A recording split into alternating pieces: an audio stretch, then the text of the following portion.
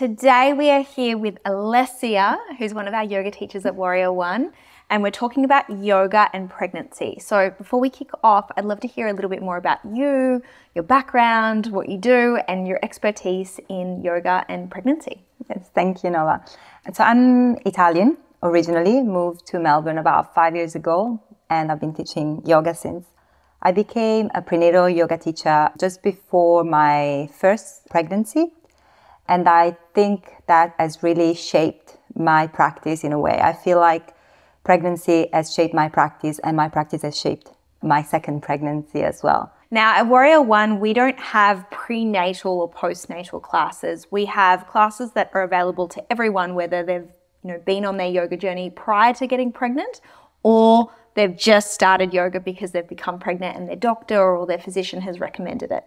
But I'd love to know, what do you think the benefits are of staying consistent with your practice throughout a pregnancy? I would say that the same benefits of practicing yoga any time of your life apply to when you're pregnant. So strength, you definitely want to have strong legs to carry the weight of the growing belly. Flexibility, you want to have flexible hips. We all know how important that is for labor and childbirth. Things like concentration, overall well-being and health, so important. But from my own personal experience, I have 2 young children. Both are under 2 years old. So I was pregnant for a very long time. And I felt that for me, the main benefit of practicing yoga and keeping a consistent yoga practice throughout pregnancy was the opportunity, the space that the practice offers for self-inquiry. That opportunity to if you just think about the way you practice, and the reasons that brought you to the mat, whether you've practiced for a very long time and you just decide to keep practicing during pregnancy, or whether you decide to start practicing yoga when you fall pregnant. If you just think about the reason that brings you to the mat, then perhaps you may be able to notice some of the worry that you have around pregnancy, around childbirth. That's been the main benefit for me. I say that because often I'm asked about, should I practice yoga or should I not practice yoga? And I think the most important thing is that you ask yourself, what is your concern? What are you worried about? Because worry is the work of pregnancy. No matter what, this is a new experience. Whether or not you've been pregnant before, every pregnancy is different. So worry is the work of pregnancy, and you better just face those worries in a way, and the time on the mat can offer you that opportunity for self-inquiry. So ask yourself, am I here, am I in a yoga class because I'm looking to breathe more? Maybe breathing is kind of at the back of your head, is a worry that you carry for pregnancy. Oh, I'm not going to be able to breathe. I'm not going to be able to be there with my breath. So maybe that's what you want to focus on in any yoga class you go, whether it's a prenatal class or a general yoga class. You want to be focusing on your breath. Perhaps in my case, with my first pregnancy, I was very much concerned about keeping my body shape. I would just be honest. Recovery, right? I was very stressed about not being able to be back into my body. So I continued to practice throughout my first pregnancy as if I wasn't pregnant. Of course, taking the caution of not doing close twist or stopping if I was feeling a little bit dizzy, things like that. But generally, I wanted to feel as if my body was still strong and I could do it, and everything, nothing had changed really. If I had delved a little bit deeper into and asked myself that question that I should have asked myself about why is this so important for me to continue to practice at this pace, perhaps I would have realized that my real worry was losing control, losing myself, losing that time that I had for my practice. So if I had done the work, perhaps I would have had a different outcome for my first birth.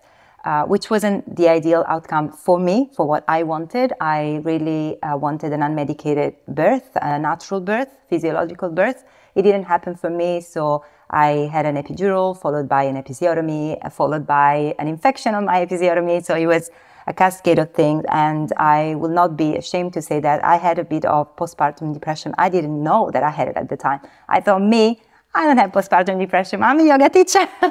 But then as I fell pregnant not long after, my baby was just about 8 months. And then I got pregnant again. And I knew I had to change something because I wasn't feeling that I had transitioned smoothly into motherhood in a way. And so I was digging and using my practice in a very different way. For me, what worked was to step back from a strong practice, step back from wanting to achieve this posture or that posture for fear that I'm going to lose capotage and I'm never going to be able to go back in a deep back bend if I don't continue to practice for 9 months. It was a big, big work. Every time I would step on my mat was to breathe, to meditate. And that's what really changed the outcome of my second birth. I decided to have a home birth, and all of the little things that I did during my practice, I then applied during the time of labor, which is a time, even if you have a really smooth labor, it's still a big time of transition. There's still really strong sensations. So you want to definitely prepare yourself to face those strong sensations. And you want to be able to understand what are those habitual patterns that I fall into when I'm in a moment of stress, or when my body is in a moment of stress. And so the practice can offer that. You could be practicing with that in mind. If you know that you struggle to keep cool when the situation gets heated, or when you are in a fight or flight state, perhaps when you practice, you could be making sure to go into the intensity and notice, where is my body, is my mind going in that intensity. I think that's the main benefit of the yoga practice in pregnancy for me, is that opportunity for self-inquiry, introspection. Yeah, beautiful. You mentioned you had obviously 2 births very close together, Yes. and very different experiences. How did that impact your yoga practice for yourself personally? For me, I feel that up until my second experience, my practice was very strong, but there was little heart in it. I was moving from a very masculine place. I feel that yoga, the way it has landed in the Western world, is very much through male teachers. And so a lot of the practices are quite strong. I come in from an Ashtanga background, followed then, in my first pregnancy, I moved from Ashtanga into Iyengar. So two men lineages, right?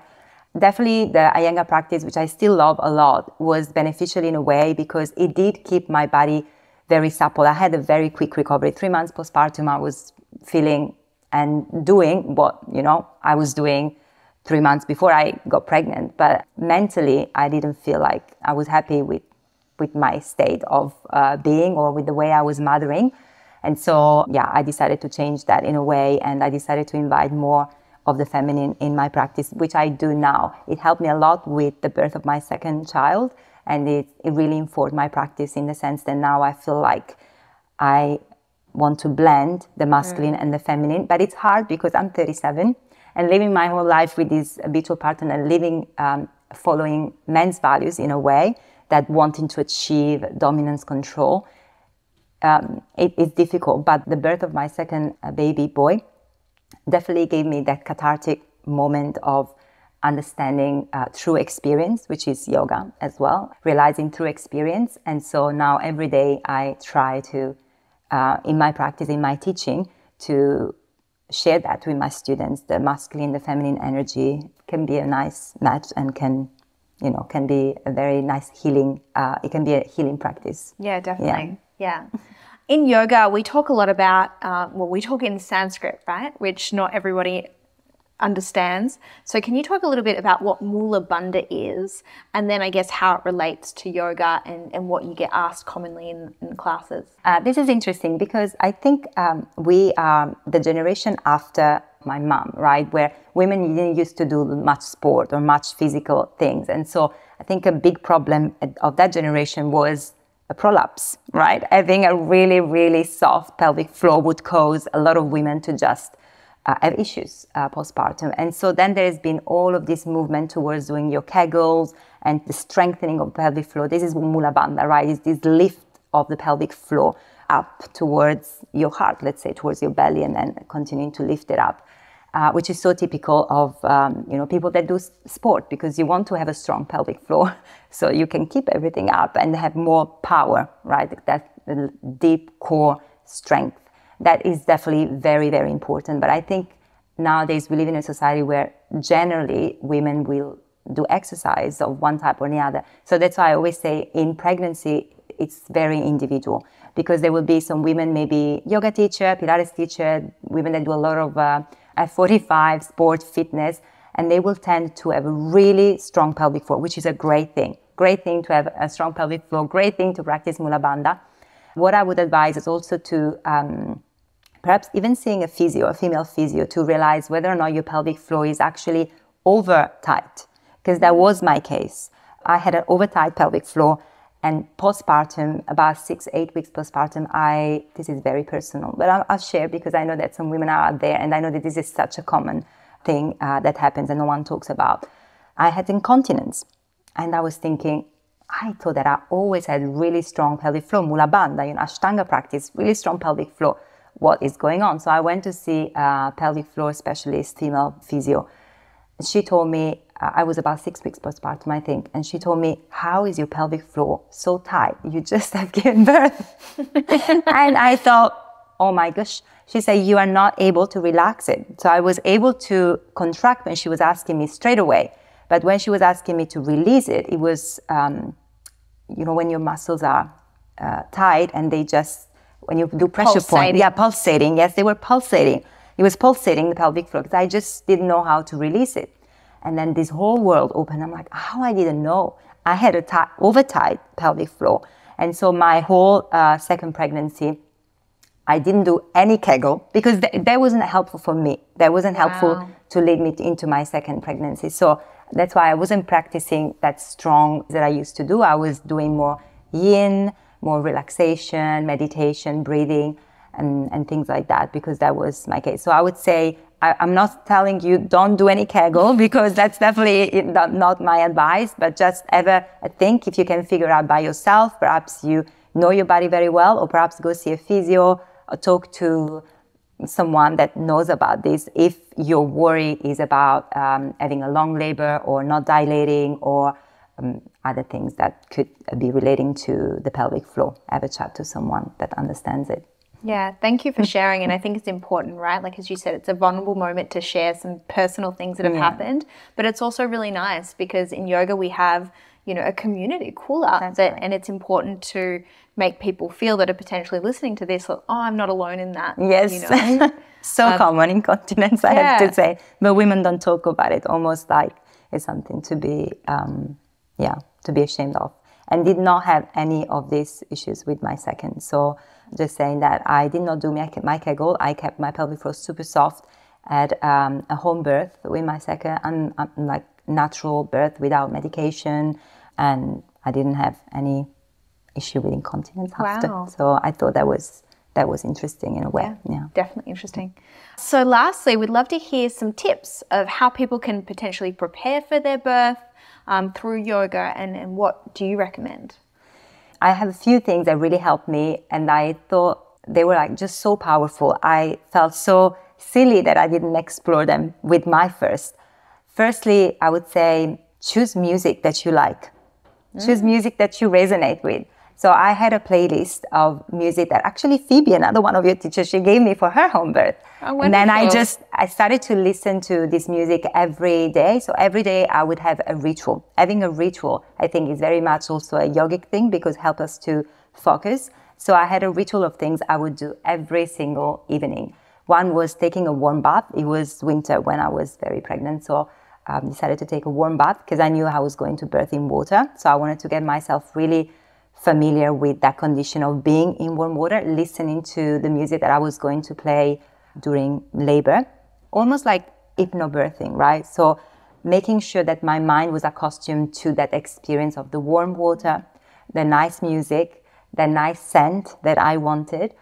On top of that, I had a practice of 20 minutes, like an asana practice in a way of 20 minutes that I took from the Spinning Babies website. It's a great website to make sure that the baby is positioned in a way that is going to make the easiest labor for you, right? So I had this short practice, and it was a mixture of squats, releasing of the hips through calf muscle releases and lunges, inversions even, as well as partner yoga in a sense. So I had those 10 minutes with my partner, and he was doing some release of the hips, on the sofa, and it was just a beautiful moment because he also felt like he was contributing to the experience.